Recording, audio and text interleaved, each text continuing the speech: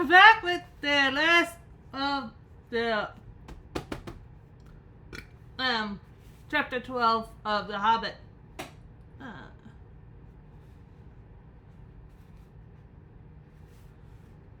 Alright, so we're this bit right here. Let's get it done. That beating involve all beasts step forward. Nothing can escape Smug once he sees it. Here we are, and here we shall stay. Unless anyone fancies trampling the long open miles past the river with Smug on the watch.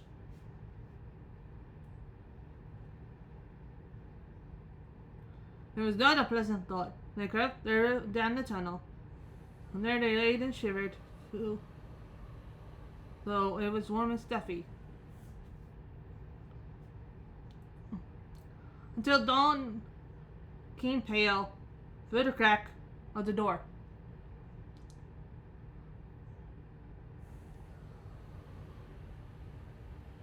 Every now and again, through the night, they could hear the roar of the flame dragon roll, then pass and fade as he hunted around and around the men's lives.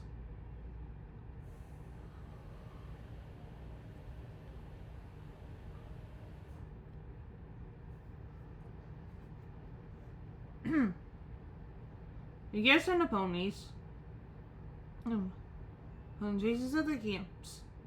He had discovered that men had come up from the river and the lake, and the other men side from the valley where the ponies had been standing, where the door withstood his searching eye.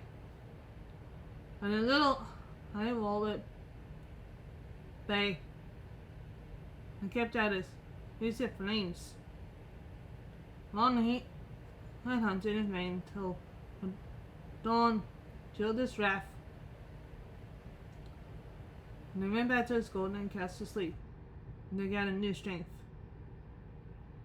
And when I forget the thief, live not live 1,000 years turned him.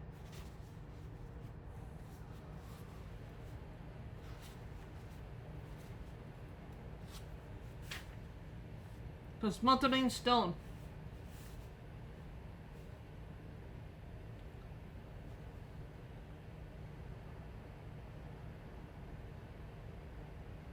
But he could afford to wait.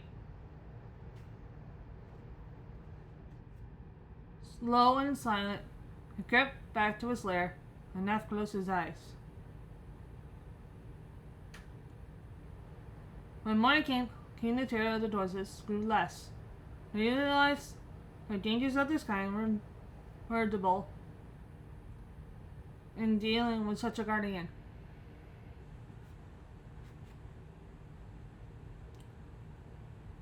And that it was no good giving up their quest yet. Nor could he get away just now, as Warren pointed out. Their opponents were lost or killed, and they would have to wait some time for a small, as it was significant for them to get a long way afoot. Luckily, he had saved enough of their stores to last them still for some time. They debated long on what was to be done, but they could think of no way of getting rid of Smug, which had always been a weak point in their plans, as Bibble not declined to point out. Then, as is the nature of folk, the folly perplexed.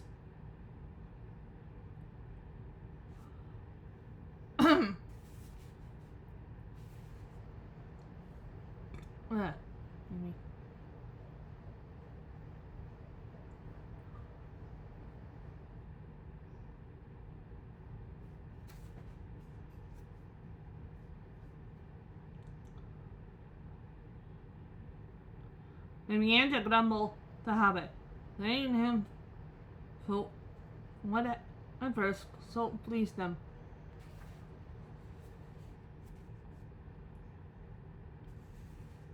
of bringing away a cup, of setting up Monk's wrath so soon.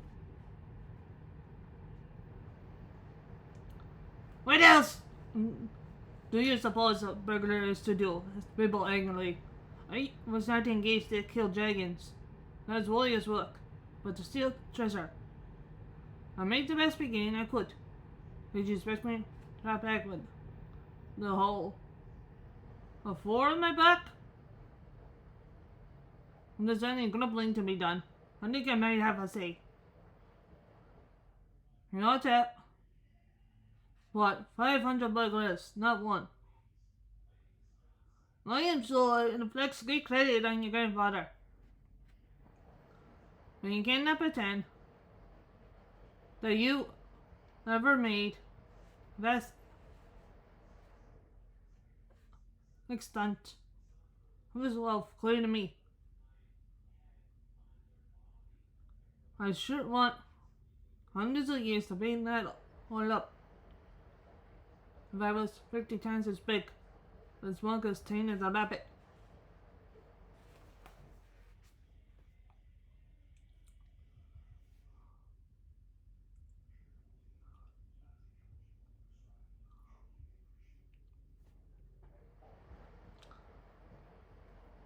After that, of course, towards this bank this pardon. Then, what then do you suppose we should do, Mr. Baggins? Said Fulton politely. I have no idea at the moment. You mean about moving the treasure? That also depends entirely on some new turn of luck and the game made of smoke.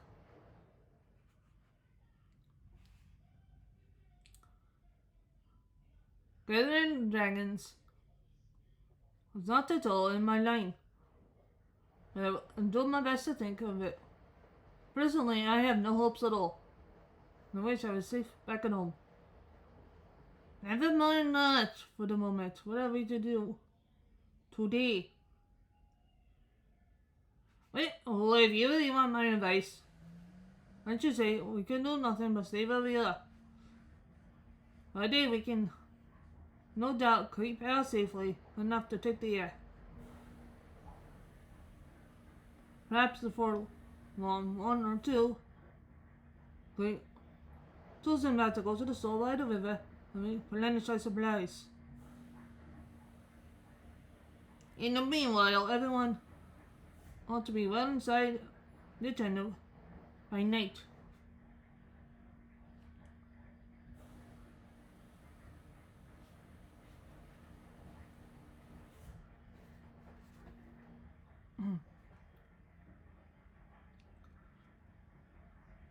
Now I'll make you an offer. I got my lane. I'll keep down this very noon. Then if at first smoke, ought to be napping. I'll see what he's up to. Perhaps something will turn up. Everyone has a weak spot, my father used to say. Though I am sure it was not from personal experience.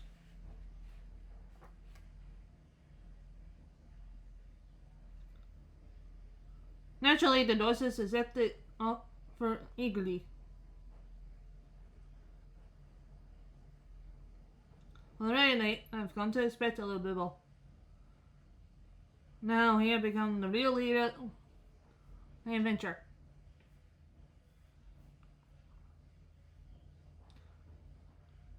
He had begun to have ideas and plans of his own. When midday came, he got up for another journey down into the men.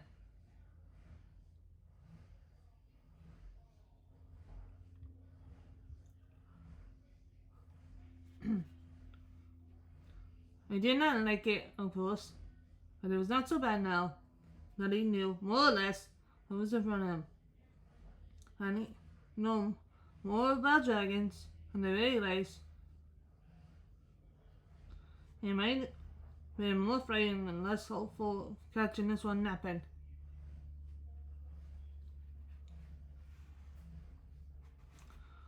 The sun was shining when he started, but it was dark last night in the tunnel. I found the door almost closed to pay as he went down. So silent was his going. That smoke and a gentle wind could hardly surpass it. He was inclined to feel a bit proud of himself as he drew near the lower door. There was only the very fanciest glow to be seen.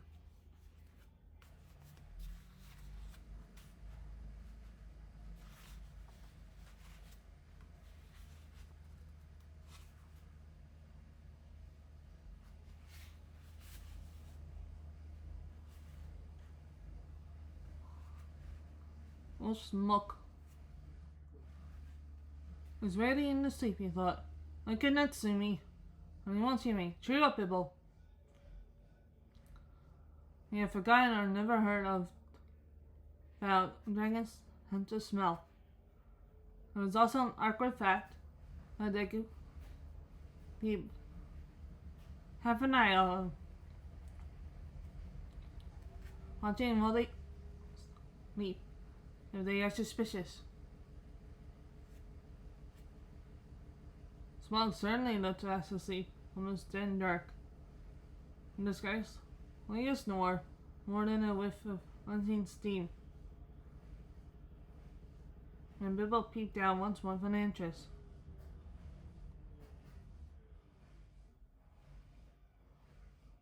He was just about to step out onto the floor and got a sudden then lay of red. A minute and dripping in Smug's left eye.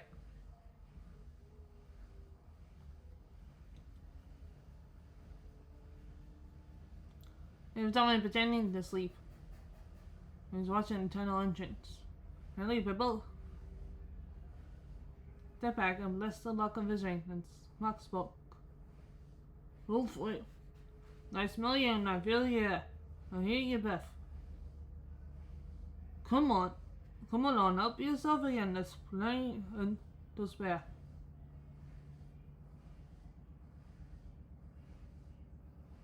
But Bibble was not quite so unlearned. Bangalore and all that, and his smut helped again come near noisily. He was disappointed. Oh, thank you. Oh, smut, tremendous.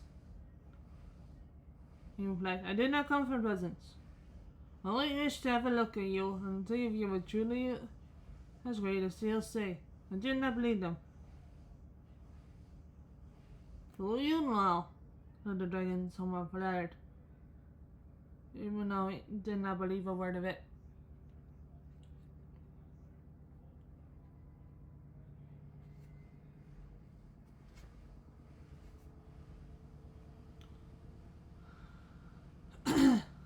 Truly, sons and tales added short to reality, all smug, the cheapness, goodness, and calamities by Bibble.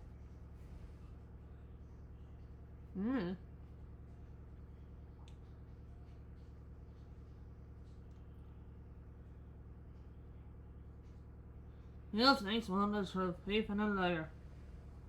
The dragon. Seems familiar in my name. But don't seem to remember smelling you before. Who are you? Where do you come from, may I ask? Me indeed. I came from under the hill, and in the hills and over the hills my path dead. I'm really here. I am he that walks unseen. Till I can well believe, said Smoke. But that is hardly your usual name. I am the clue finder, the rope ladder, the sting of life. I was chosen for the lucky number.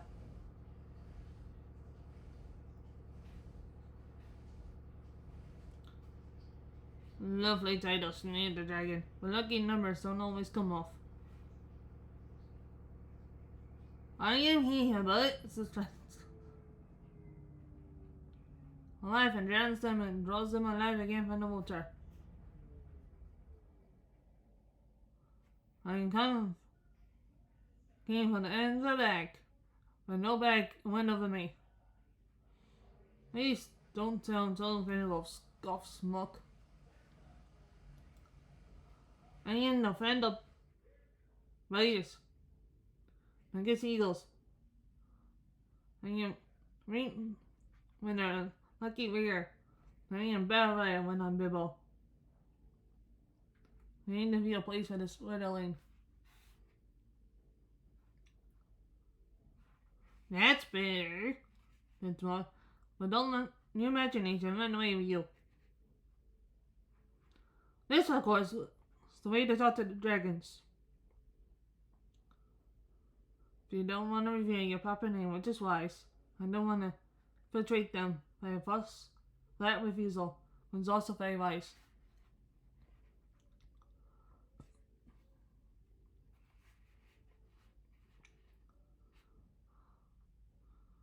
No dragon can resist the fascination of learning talk and not wasting time trying to understand it.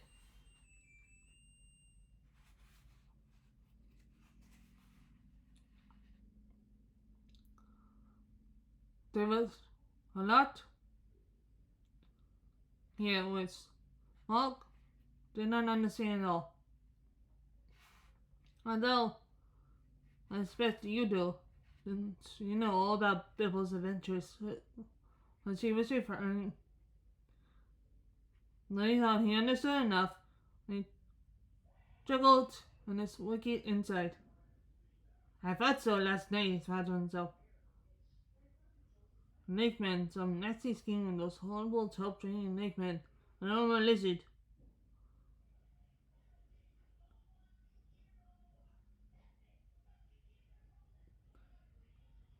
I went down that way for the age and age, but I zoned onto that.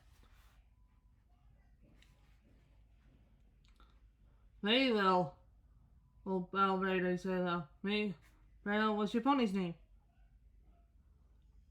And maybe not. Well, it was fat.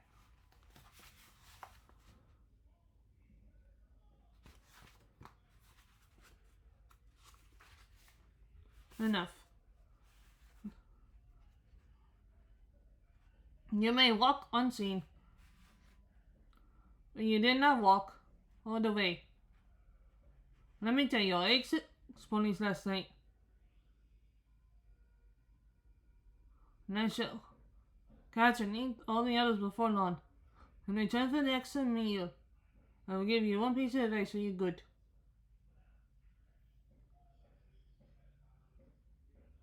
Don't have more to do with doses.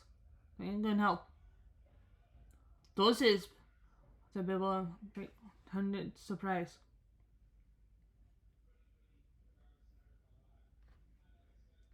Don't talk to me, said Small. I know the smell and taste of dwarf. No one better. Don't tell me I can eat a dwarf wooden pony and not know it. You'll come to a bad end if you go with such friends. Beef battle rider. I don't mind if you go back and tell from me.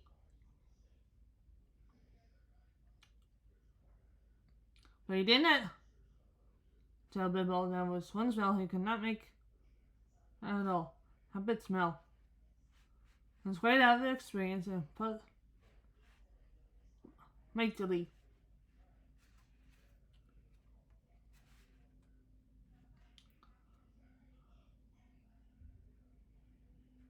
I suppose you got a fair price for that cup last night, hmm?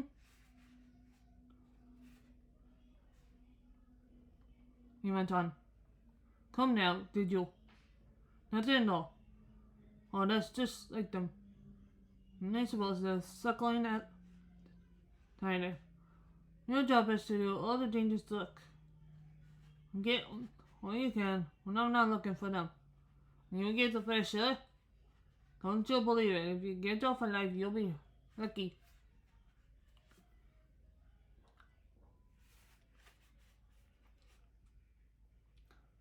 Bibble was now beginning to feel really uncomfortable. Whenever Smoke's bulging eye, seeking for him in the shadows, flashed across him. He trembled, unaccountable desire Reached hold of him, rushed out and revealed himself told through the smoke.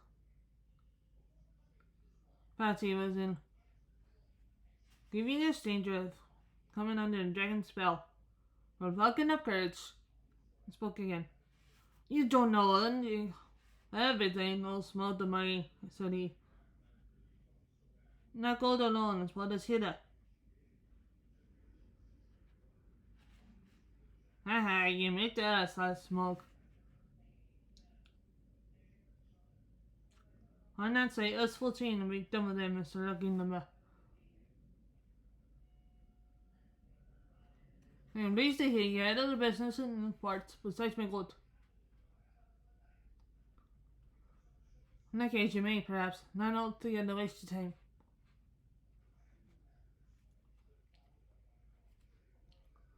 Oh, don't know his code to you that. Even if you could steal it, well, bit by bit, then hundreds of years or so, you could not get it very full. Not much use on the men's side, not much use in the first, but ask me. Have you never thought of the catch? The 14 share, suppose, or something like it. Those were the terms, eh? But what about delivery? What about courage? What about cars and trolls? And Smoke laughed aloud. He had a wicked really heart, and he knew his guesses were not far out, though he expected that the lake man at the back of the plants. Most of the plunder was meant to stop there in the down by the shore. That is, then they have been called Escorat.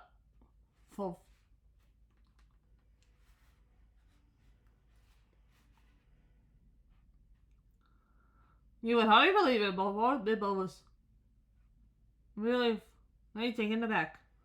The thought all of his thoughts and energies had been concentrated on getting to the man, finding the entrance. I never bothered to wonder how the treasure was to be removed. Suddenly, never held any part of it that might fall to a share must be brought back all the way to Pagan under the hill. Now a nasty suspicion began to go in his mind. Are Joyce's forgotten this important part too? Will they laugh at this? I don't know. All the time. That was the effect the dragon talk has on it. The experience.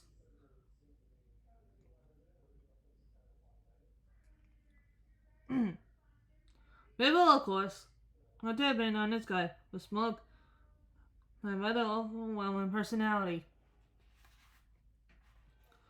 I'll tell you, he said, an effort to remain loyal to his friends and keep his end up. The goat was only an afterthought for us. He came over here and under here. I wait. And win. For revenge. Surely, old Smoke then. That's a belief.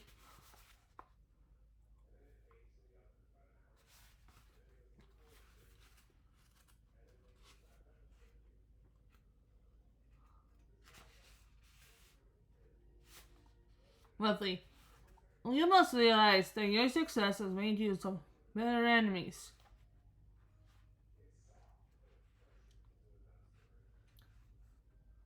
Then Smoke really did laugh. A decimating sound which shook Bibble to the floor. While far up in the tunnel, the doses huddled together. Imagine the hobbit on the nasty end.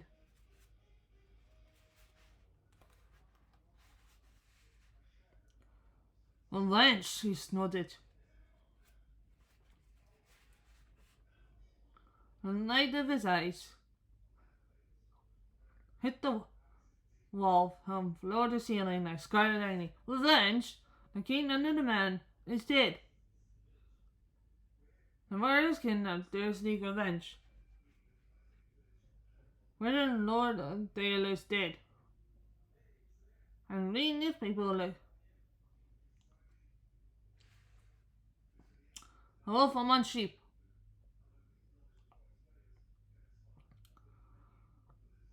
And there are some sons the Dale puts me. I kill when I wish. And none that they resist.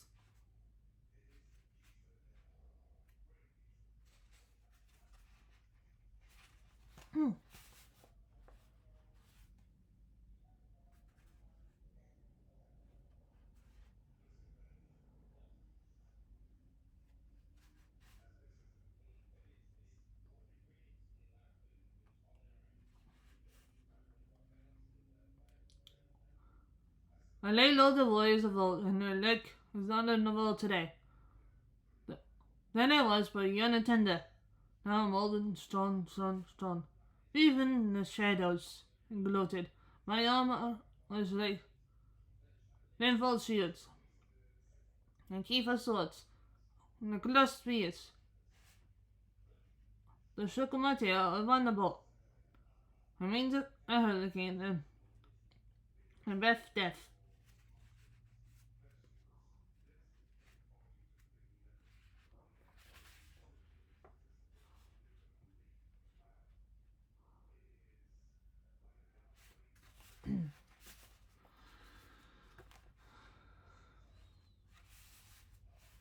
I've always understood, said Bibble, and plain squeak.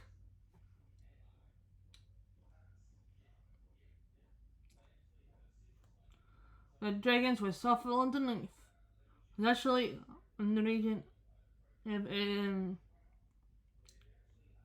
the chest. But downless one, so forfeit, I stuck to that. The dragon stopped short in his boasting. New formation is antiquate, he snapped.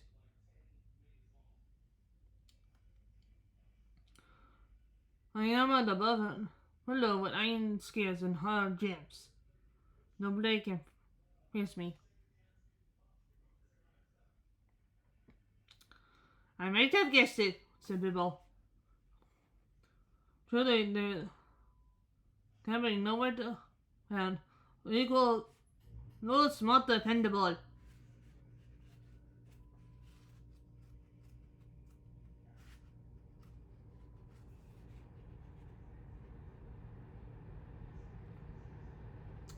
Well, I need reference.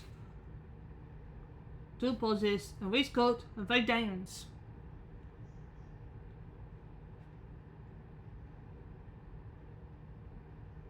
Yes, it is very wonderful indeed. Well, I'm thoroughly pleased.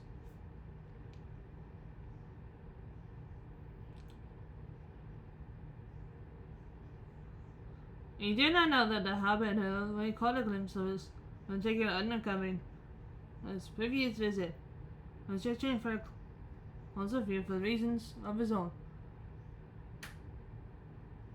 The dragon rolled over. Look, he said, what do you say to that? That ain't marvelous! Perfect, flawless, staggering, seemed to all well. But what he thought inside was, oh fool.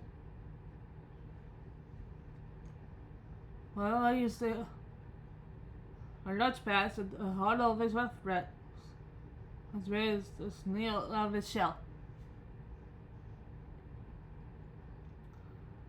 After he had seen Mr. Baggins' one idea to get away.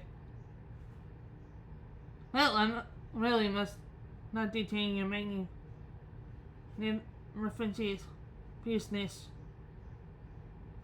And longer said, he said, I'll keep you from much neither less. I'll need to take some captain.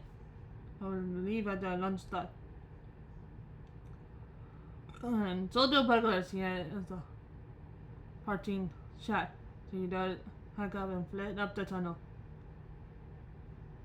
It was an unfortunate remark for the dragons ready to rhythmic flames at him.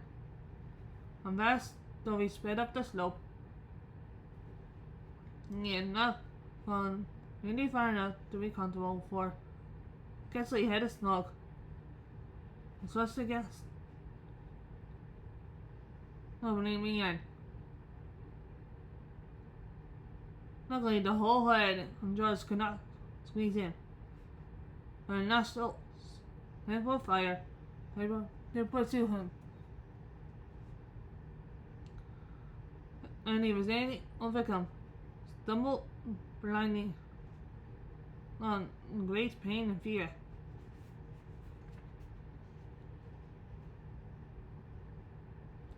Yet, living on never peace with the cleverness of the Scott Satan and smoke, was mistake at the end, shook him to better sense.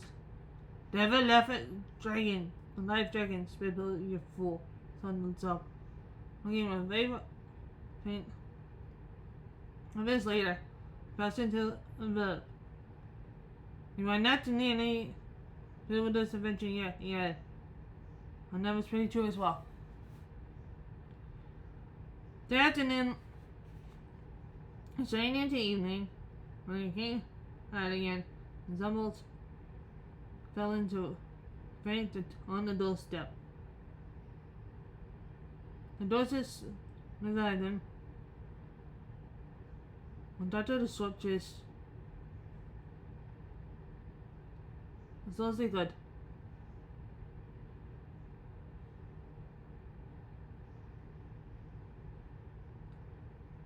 When there was a long time when the hair on the back of his head and his ears grew properly again. It had all been stinged and visible down to the skin. In the meanwhile,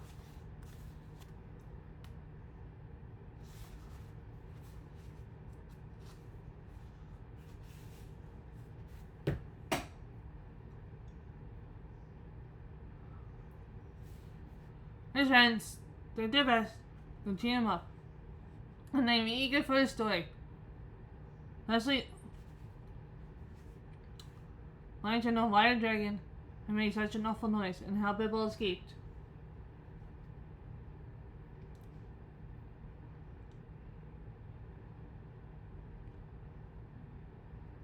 But the hobbit was very uncomfortable, and they had difficulty getting anything out of him.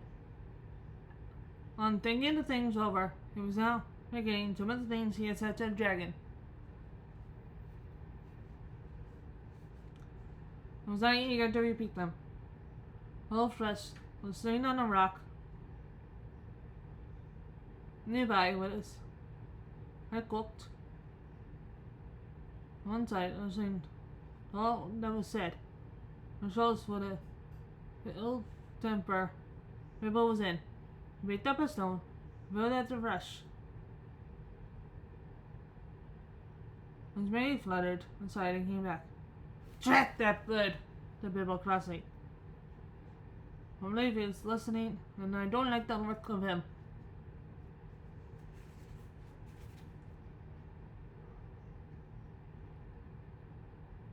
Leave him alone, the fooling.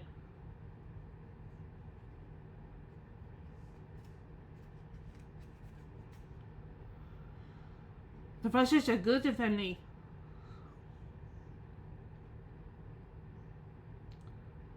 This is a very old bird indeed. This may be the last left of the ancient breed I used to live about here.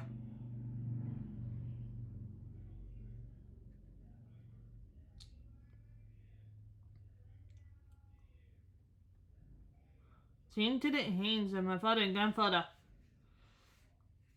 They were long lived in magical days, and this might even be one of those that were alive then. A couple hundreds of years ago, or more ago. The men of Dale used to have the trick of understanding the language. We used them for messengers to fly to the man the lake and elsewhere. He'll have news to take to Lake Town, all right. That is what he's after, said Bibble. No, I don't suppose there are many people left the trouble with fresh language. Why, what has happened? Cried the dozers. Luke, get on with your tale. Some people told him all he could remember. And he confessed that he had a nasty feeling that dragon guessed too much on his riddles and to the camps and the ponies. I'm sure he knows we came from Lake Town had help from that have a horrible thing that his next move in that direction. Well, it's a goodness I have never heard that about Bell Rider.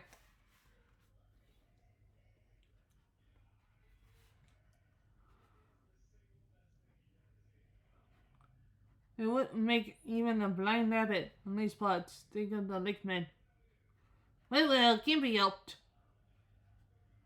And it's difficult not to slip in. Talking to a dragon. That's all I've always heard about him. Anxious to confirm. I think you did very well, if you ask me. You found that one very useful thing at any rate, and got home alive. And that is more than most can say. Those who have worked with the Lexus smoke. And maybe a mercy and a blessing. To know the very patch of the old one's diamond waistcoat. That turned the conversation, and they all began discussing dragon slayings, historical, activities, and mythical. Various stabs and jabs and undercuts. And the different arts and devices had a gems by which they accomplished.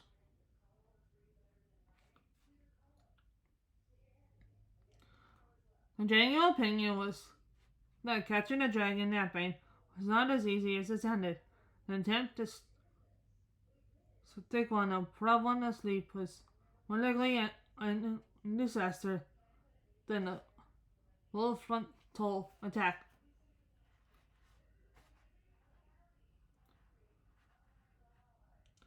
All the while they thought that the fresh listened. Alas, when the stars began to peep forward, suddenly spread his wings and flew away. And all the while they talked, and the whole thing Bibble became a little more unhappy as poor big rolling grew. Thus he interrupted them. I am sure we are not yet safe here, said he. But don't see the point in staying here. The dragon is with it all the pleasant green. Anyway, the night has come and it is cold. I feel in my bones that this place will be attacked again. Smug knows now how it came down to his sword. You can trust in again without letting the tunnel is. You break all this side onto bits. If necessary, to step up our entrance. And if we are smashed with it, the better he would like it. You are very gloomy, Mr. Baggins, said William. Why?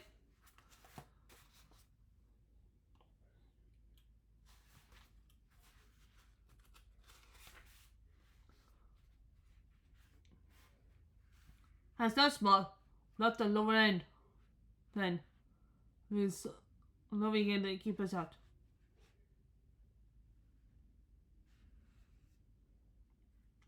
Yes, not. We should hurt them. I don't know.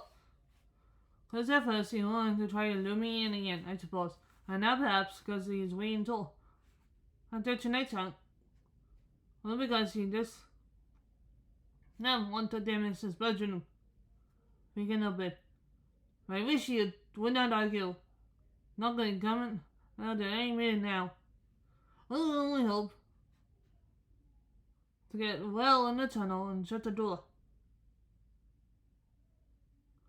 It seemed so much in earnest that the Dusses last did what he said. No they delayed shutting the door, seeing their desperate plan. But no one knew whether or how they could get it open again from the inside.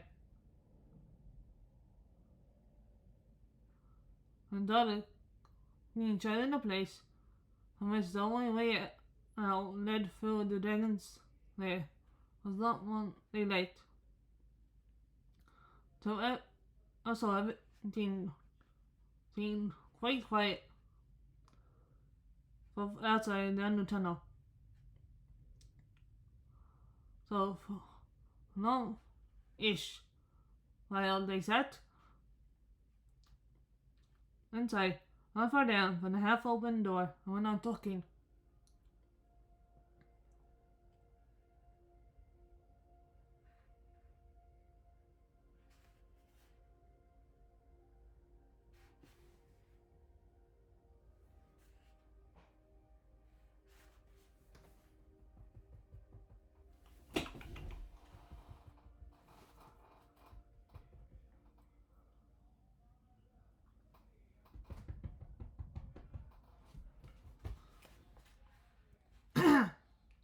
The talk turned to the dragon's wicked words about the Dosses.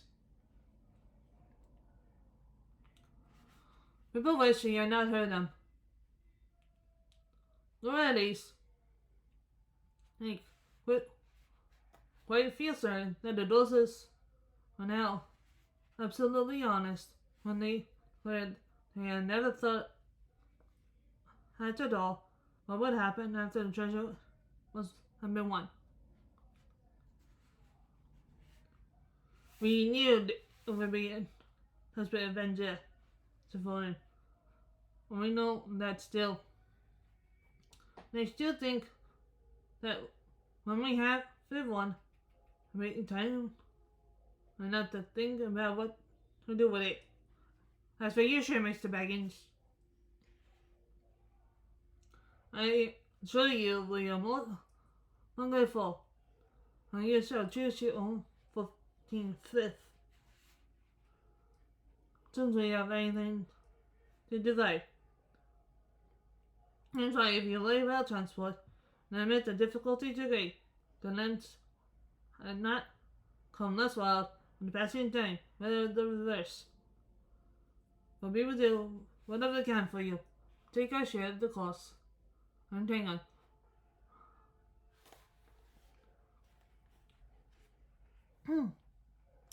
Believe me or not, as you like.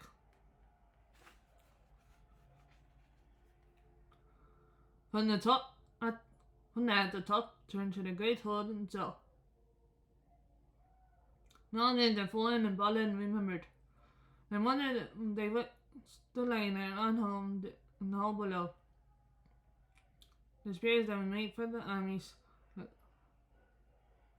keen, battered thin. Once instead, each had a trace forge head. The shafts were inlaid in cunning gold. They were never delivered or paid for.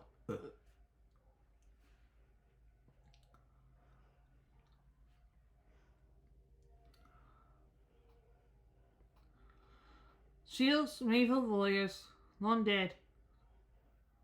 Great golden copper full what? Two-handed hammer covered with birds and flowers. Stars and petals were made of jewels. Cups are made of glated,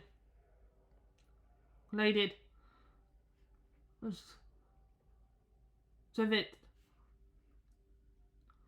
impendable. Nagas are getting not a deal, made of 500 emeralds. Green as grass. As he gave for the army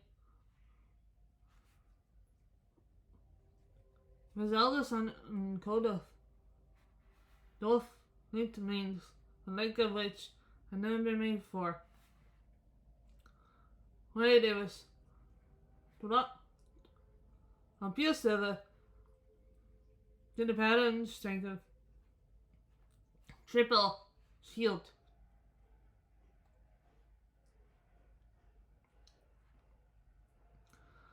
When the fairest of all was a great white gem, which the doses I found beneath the roots of the man. Hired a man,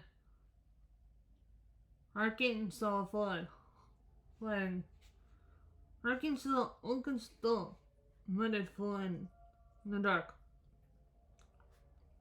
tempting the shin upon his knees. It was like a globe with 1,000 facelets. It shone like silver in the firelight, like water in the sun, like snow under the stars, like rain upon the moon. But enchanted desire the whole and found them below. For all their talk, he was only half listening to them. Stand nearest to the door with one ear crooked. Time begins of his hand without. The other was for echoes among the murmurs of the dozers. Then he whispered a murmur far below.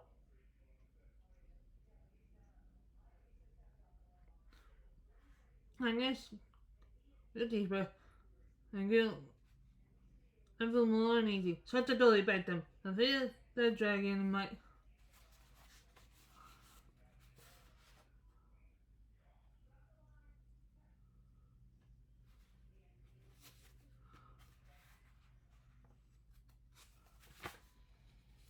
Narrow. I like the sounds far less than the uproar last night.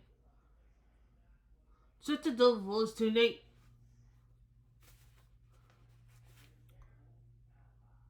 Something in his voice gave the dozers an uncomfortable feeling. So they fought and shook off his strings.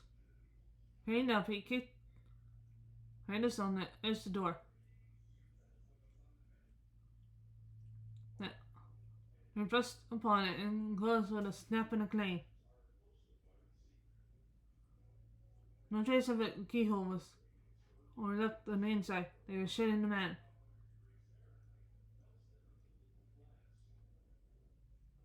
And not a moment too soon, they ran.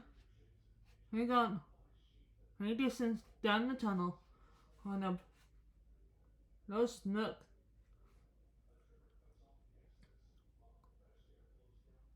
Beside the man, like crash of paddling rams, made of full oaks.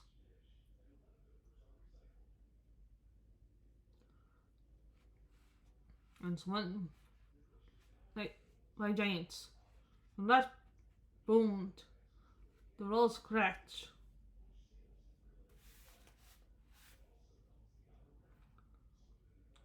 And stones fell from the roof on their heads. What would have happened if the door still been open? I don't like to think. They fled further down the tunnel, glad to still be alive. While behind them, outside, they heard the rumble. Smog's fury was making him knocks to pieces, crashing along the cliff. The slashings of his huge tail. So the little nothing camping ground was grass. The fresh stone, the snail covered the walls, the narrow ledge, and all disappeared. A rumble was it again. An avalanche and splitted stones fell over the cliff to the valley below.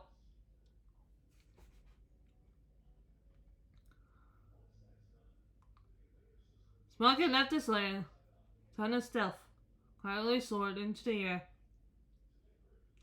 and flowed heavily and low in the dark like a monstrous crow.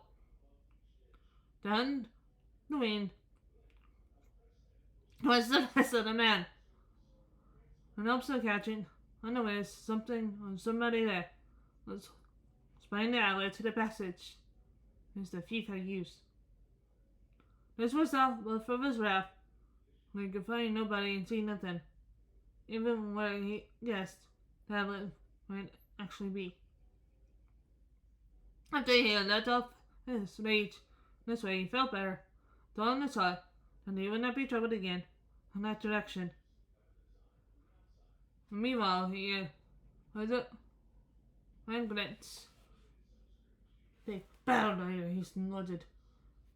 Your feet came from the water, died and up the water, and came without a doubt. I don't know your smell. But if you're not one of those men of the lake, you had to help. They just see me and remember how the something came under the man. He rose in fire. Went away south towards the running river. Well, that is the rest of chapter 12. See you guys next time for chapter 13. Bye.